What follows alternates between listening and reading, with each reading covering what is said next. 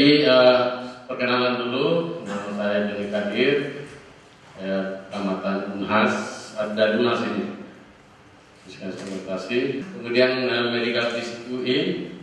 Kemudian saya juga inspektur industri dan kesehatan. Jadi kemungkinan saya ketemu Bapak cukup besar kalau misalnya saya ditugaskan ke daerah-daerah Bapak atau ke perusahaan Bapak atau ke rumah sakit. Kemudian saya juga menjabat sebagai kepala seksi program evaluasi dan balai diklat. Jadi kalau Bapak ingin punya program untuk pelatihan, bisa hubungi saya. Kemudian tujuan pembelajaran kita adalah setelah mempelajari ini, peserta dapat menjelaskan terkait dengan sistem keselamatan radiasi dalam pemanfaatan sumber radioaktif. Kemudian menguraikan terkait dengan persyaratan proteksi radiasi dalam pemanfaatan sumber radioaktif. Kemudian menjelaskan terkait dengan efek radiasi dalam pemanfaatan sumber radioaktif. Agenda kita mungkin ada pendahuluan, tadi hasil belajar, terus persyaratan keselamatan radiasi, ada persyaratan proteksi radiasi, ada program proteksi radiasi. Kemudian yang terakhir efek radiasi. Sumber radiasi pengion. Ada yang bisa mendefinisikan apa itu sumber radiasi pengion? Karena kayaknya saya dengar ini ada jadi pertanyaan tadi ya, terkait dengan apa itu sumber radiasi pengion. Kalau sumber radiasi pengion itu adalah zat radioaktif yang terbungkus ataupun dia terbuka beserta fasilitasnya, maksudnya beserta peralatannya. Bisa seperti radiografi industri, ada kamera gamma, ada zat radioaktif dalamnya. Bisa juga kalau di medik ada kobat 60, itu ada sumber dalam dan peralatannya, itu yang namanya juga sumber radiasi pengion. Dan pembangkit radiasi pengion yang Bapak tadi sebutkan definisinya. Pembangkit radiasi pengion itu biasanya berhubungan dengan apa? Dengan listrik. Di kayak pesawat sinar X, pesawat ronsen, begitu listriknya dicabut, tidak ada lagi radiasi. Begitupun pesawat sinar X yang ada di industri, biasanya SRF, SRD, begitu listriknya dicabut, tidak ada lagi radiasi. Tapi kalau zat radioaktif, itu dia secara kontinu mengeluarkan paparan radiasi. Bisa dalam bentuk kobat 60, cesium 136, iridium 192, dan lain sebagainya. Tapi kalau yang gaji misalnya kayak xenon, itu kan berhubungan dengan listrik. Itu dicabut listriknya, bahkan kalau xenon biasanya dia berupa gas, dipukul pun keluar gasnya sudah tidak ada lagi radiasi. Seperti itu. Jadi pemahaman itu dulu yang Bapak harus tahu perbedaannya. Kemudian sumber radioaktif itu apa? Saya bilang tadi di sini zat radioaktif terbungkus, berbentuk padat, yang terbungkus secara permanen dalam kapsul yang terikat kuat, seperti dengan sumber yang ada di radiografi seperti itu, ataupun di login. Kemudian keselamatan radiasi, ini kan bahan terkait dengan keselamatan radiasi. Mungkin nanti habis makan siang terkait dengan keamanan. Sekarang ada yang tahu nggak definisi keselamatan radiasi? Tadi di peraturan tadi sudah membahas ya, terkait ketentuan umumnya. Silakan. Keselamatan radiasi, usaha-usaha untuk menjaga agar masyarakat atau pekerja itu tidak terpapar oleh efek radiasi. Betul sekali, sangat tepat. Jadi keselamatan radiasi adalah tindakan yang dilakukan untuk melindungi anggota masyarakat dan lingkungan hidup dari bahaya radiasi. Caranya dihindari kecelakaan. Jadi kita tahu situ ada pesawat sinar X lagi, di ruangan itu ada pesawat sinar X lagi beroperasi, ada lampu merah nyala, kita tidak boleh masuk karena nanti kita kepapar radiasi. Ada pekerjaan radiografi industri di perusahaan Bapak Ibu lagi bekerja, biasanya bekerjanya malam hari ya. Nah di situ ada tanda radiasi, ada tali kuning dipagarin. Kita tidak boleh masuk situ, karena kalau kita masuk situ kita akan terpapar radiasi. Begitupun kalau dalam maintenance, gaugingnya misalnya diturunin, harus dicek dulu apakah shutternya open atau close. Jadi pada saat sudah bekerja harus selalu mengecek paparan radiasinya. Itu yang namanya keselamatan radiasi. Tapi kalau keamanan radiasi, keamanan sumber radioaktif, gimana definisinya? Ya, jadi adalah tindakan yang dilakukan untuk mencegah akses. Jadi jangan sampai ada orang yang tidak diharapkan, diinginkan masuk ilegal, terus dia melakukan perusakan, sabotase, terus kehilangan, pencurian, ataupun memindahkan secara tidak sah sumber radioaktif. Jadi sejak, mungkin Pak Sugeng sudah cerita, sejak kejadian WTC dianggap asalkan bom yang konvensional saja bisa membuat kerusakan segitu hebat. Bagaimana kalau diisi dengan zat radioaktif? Selain kerusakan yang begitu hebat, mungkin dampak waktu yang efek dari waktu terhadap kesehatan. Kemudian aktivitasnya berapa, terus diukur jarak berapa dia masih mengeluarkan paparan radiasi. Karena radiasi itu tidak dapat diidentifikasi dengan panca indera. Bapak Ibu tidak bisa merasakan, misalnya kayak api langsung panas. Kita tidak rasakan. Kita tidak bisa lihat dengan mata. Api kita bisa lihat.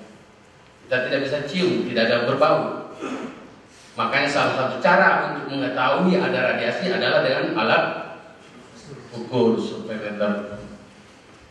Jangankan Bapak Ibu, kadang orang yang sudah memahami terkait dengan ilmu radiasi, proteksi radiasi masih ada seperti itu.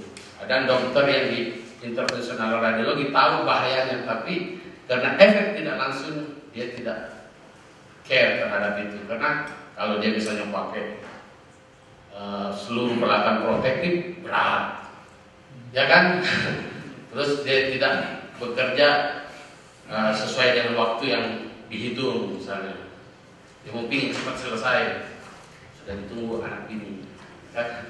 Seperti itu. Sehingga banyak kejadian-kejadian dokter radiologi intervensional itu tangannya, karena tangan yang memandikan radiasi. Makanya kenapa personil atau pekerja juga kan harus memakai TLD untuk mengetahui ada paparan radiasi atau tidak, berapa radiasi yang diterima. Kemudian disalin ke kartu dosis supaya dilihat akumulasi dosis yang diterima dalam setahun. Hah? Ya, kalau punya izin. Makanya sekarang dengan adanya surat edaran dari Sekretariat Kabinet yang berupa himbauan dari Jokowi sudah harus punya izin pemanfaatan, kita sekarang lagi mengejar. Bahkan nanti kita membuat pelatihan untuk fluoroskopi bagasi pas Papres. Kita buat pelatihan yang khusus nanti. Kemudian setelah itu kita akan buat pelatihan khusus buat seluruh hotel-hotel yang menggunakan fluoroskopi bagasi. Ya karena itu tadi radiasi kan tidak dapat dideteksi dengan panca indera. Nggak bahaya, buktinya mana? Ya kan?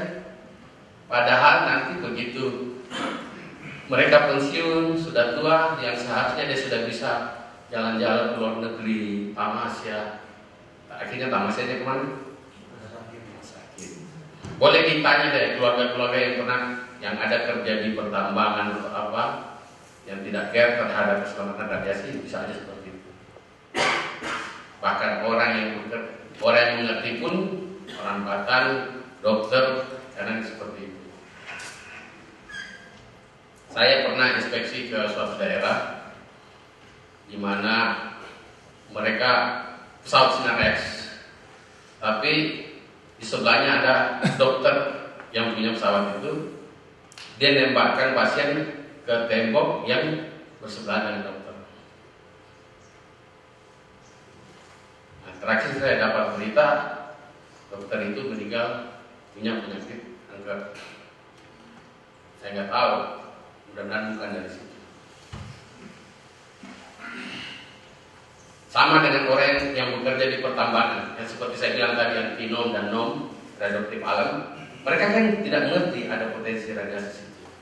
Makanya kalau Bapak Ibu punya saudara, kenalan yang bekerja misalnya di Freeport tuh, kalau di bagian dalam tuh, yang tempat pertambangannya, boleh dicek kemungkinan terpapar radiasi cukup besar ya dibanding pekerja yang administrasi di atas. Bapak Ibu bisa melakukan kajian terkait itu.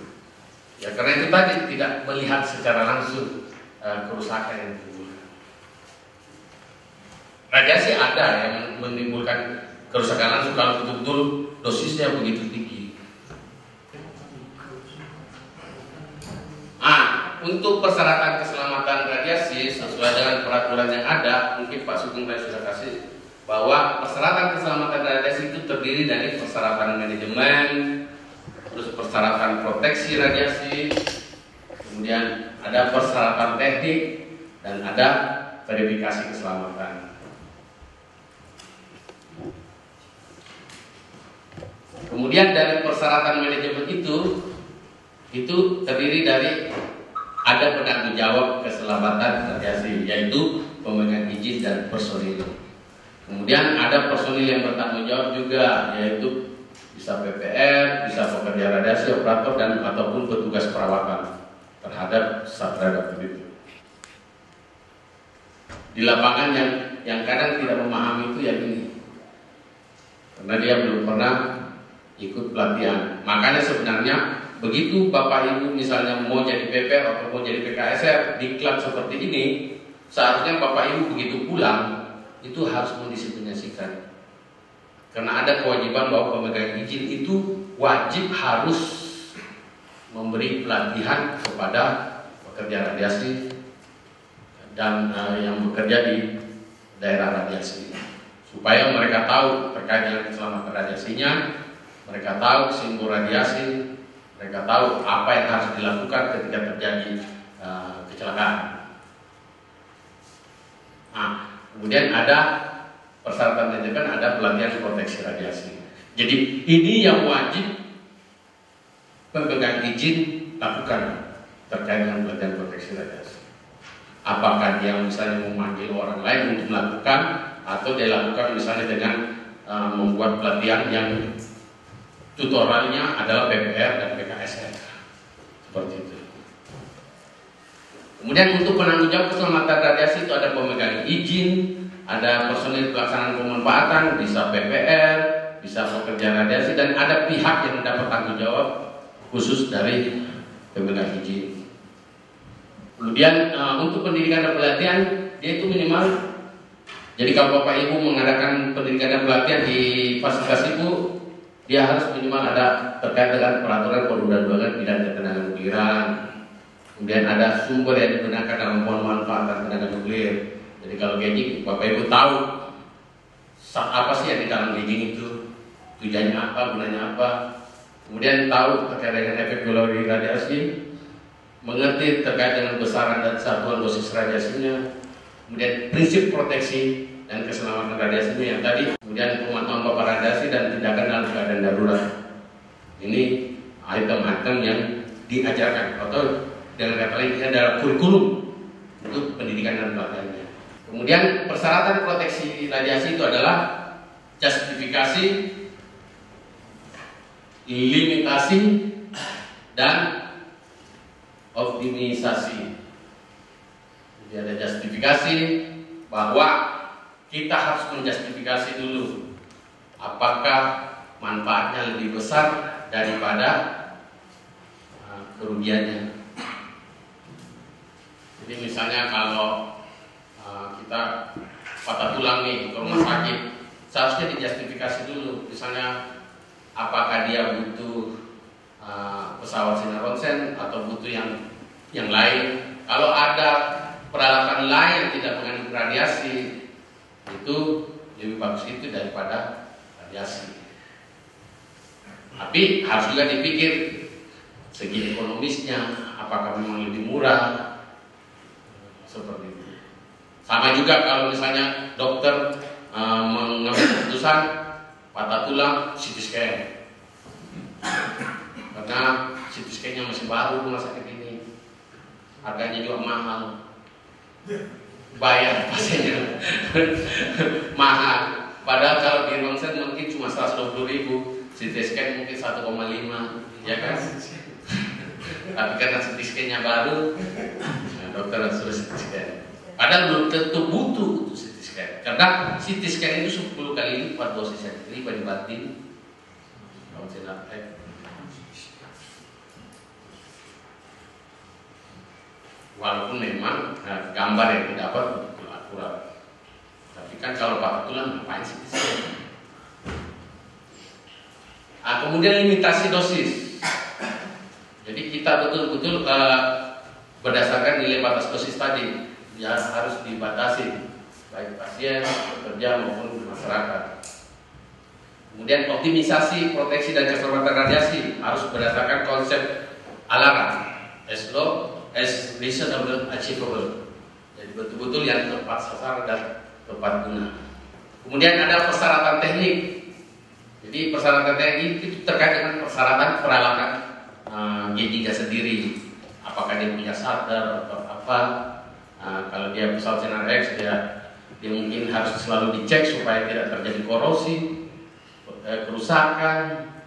Kemudian tempat penyimpanan, apakah dia punya tempat penyimpanan sementara, bunker, atau gudang yang betul-betul menerapkan prinsip proteksi radiasinya. Jadi jangan sampai tempat penyimpanannya asal-asalan, keluar paparan radiasi dari tempat penyinaran, itu sangat tidak diharapkan.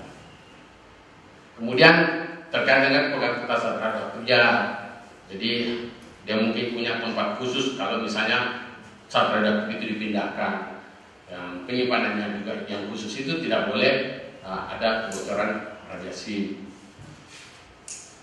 Dan pengelolaan limbah radioaktifnya seperti itu. Kemudian ada verifikasi keselamatan. Jadi ini adalah persyaratan proteksi dan keselamatan radiasi tadi. Jadi verifikasi keselamatan harus selalu dipantau paparan radiasi baik daerah kerja. Jadi makanya kenapa Bapak Ibu kalau PPR biasakan disuruh periksa dulu sebelum bekerja paparan radiasi di sekitar sumber, ada kebocoran atau tidak. Kemudian uji kebocoran zat radioaktif, kalau memang ada dicurigai dari pengontrol paparan radiasi itu ada hal yang dicurigai bahwa itu terjadi kebocoran, harus diuji kebocorannya.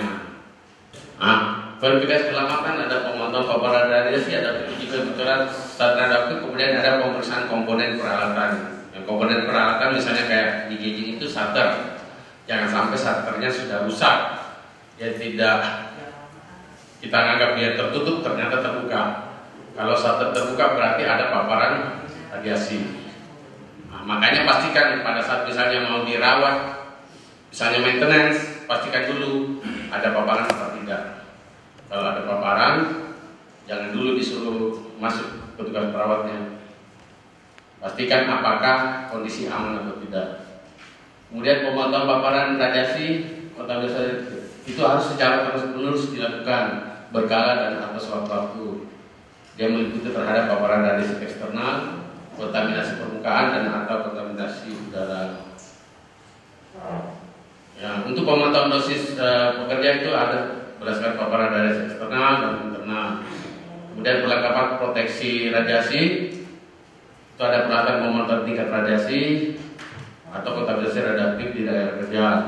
Kemudian ada peralatan pemantauan radioaktivitas lingkungan di luar fasilitas dan instalasi, ada peralatan pemantauan dosis perorangan (PLD).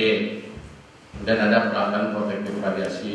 Jadi misalnya yang garis kuning, terus ada yang simbol-simbol supaya orang tidak masuk. Kemudian program proteksi radiasi ini harus disusun oleh PI, harus dilaksanakan dan harus juga dikembangkan. Kemudian penyusunan harus berdasarkan evaluasi dan kajian keselamatan. Kemudian ada rekaman dan laporan. Ini yang saya bilang tadi, ada hasil pemantauan tingkat radiasi atau kontaminasi di daerah kerja itu masa penyimpanannya 5 tahun. Hasil pemantauan radioaktivitas lingkungan, dosis yang diterima pekerja radiasi, pemantauan kesehatan ada 30 tahun sejak kerja radiasi bekerja dari pekerjaannya. Nah ini tanda radiasi dan peringatan bahaya radiasi. Jadi ini kalau pesawat Sinar X biasanya pakai gini atau ini seperti ini, dan awas radiasi atau perhatian awas radiasi. Nah ini kita ke efek radiasi. Ini struktur sel, dia terdiri dari inti sel, ada membran sel, ada sitoplasma. Nah, begitu sel yang kena, dia akan berpengaruh kepada jaringan. Jaringan dia akan berpengaruh kepada organ dan berpengaruh kepada tubuh. Ini adalah yang pertama dikasih dulu adalah DNA. Seperti ini. Kemudian jadi dia interaksinya ada interaksi langsung dan ada interaksi tidak langsung. Kalau ini interaksi langsung, jadi dia langsung kena di rangkaian DNA kita. Kalau ini interaksi tidak langsung, dia mengenai dulu ke membuat menjadi partikel bebas sehingga merusak DNA kita. Ini abrasi kromosom. Ini kalau normal begini kromosom kita, kalau tidak kena radiasi terus tidak normal, ada patah lengan, ada disentrik. Disentrik itu dia membuat satu ikatan lagi. Ini kan cuma satu ikatan, dia membuat ikatan satu lagi. Kemudian dia yang satu lagi dia berubah menjadi cincin. Nah, ini efek radiasi. Jadi kita kena radiasi berionisasi, terjadi kerusakan DNA, bisa terjadi proses perbaikan. Bisa perbaikannya sempurna, sel tetap hidup. Tapi misalnya ada modifikasi gen, terjadi kematian sel, menjadi sel mati. Nah, kalau dia terjadi perbaikan tidak sempurna, dia terjadi abrasi kromosom atau dia mutasi dan bisa juga tetap hidup. Untuk klasifikasi efek radiasi ini tergantung sel targetnya, apa dia berbentuk somatik atau genetik. Kalau genetik dia berpengaruh terhadap faktor keturunan. Bisa waktunya segera, bisa tertunda. Kalau berdasarkan dosis ambang dia stokastik dan deterministik. Ini juga sel terpapar radiasi ada perbaikan secara enzimatis. Sel mati bisa menjadi sel mati dan bisa menjadi sel hidup. Ada dia bisa menjadi sel yang normal atau menjadi sel yang abnormal, tidak sama lagi, jadi dia bermutasi. Itu adalah efek stokastik, efek tertunda sehingga dia menjadi kanker. Nah, kalau sel mati disfungsi organ itu efek deterministik karena paparannya cukup besar, bisa jadi efek segera, jadi kulit terbakar, terjadi sterilisasi, tidak mempunyai keturunan. Kalau efek tertunda dia katarak. Ini efek stokastik, itu dapat terjadi jika sel yang terkena paparan radiasi ini mengalami modifikasi. Jadi ciri-cirinya dia bersifat random, tidak memiliki dosis ambang. Probabilitas kejadian bergantung dosis dapat terjadi pada individu terpapar dan turunannya. Sedangkan kalau efek stokastik untuk individu, misalnya dia mengena sel somatik, terjadi karsinogenesis. Kemudian kanker akibat radiasinya tidak spesifik. Bisa aja macam-macam kanker. Nah, koefisien peluang pada pekerja radiasi 4 kali 10 pangkat dengan 2 per sifar. Kemudian kalau ini turunannya ke kena sel genetik terjadi terhadap efek keturunannya. Ini tidak ada bukti yang konklusif. Peluangnya 0,8. Sedangkan kalau efek deterministik ini karena paparannya cukup besar, bisa langsung dilihat adanya kematian sel. Ciri-cirinya memiliki dosis ambang, tingkat kebaran tergantung dosis terjadi hanya pada individu terpapar. Jadi dia tidak mempengaruhi. Nah ini efek radiasi pada kulit. Ini kalau dosisnya, jadi ada eritema awal, jadi kulit merah, terus ada epilasi dan diskvalifis kering, jadi menghitam kulit, terus ada deskomasi basah, terus ada nekrosis. Ini rentan dosisnya, ini waktu gejala yang muncul dan waktu misalnya 10 minggu. Ini efek radiasi dari iridium 192. Ini hari kelima, jadi cuma memerah, kemudian hari ke-9. Nah, ini yang kecelakaan di studi dari Kabianago. Ini juga sumber, ini hari kedua dia berupa lepuh. Kemudian hari ketiga membesar, lupanya pecah. Hari ke-9 dia berbentuk ini, hitam. Ini hari ke-23 masih begini membesar, kemudian muncul bercat putih. Hari ke-27 bernanah. Seharusnya enggak dicontoh gini ya, karena kalian mau main.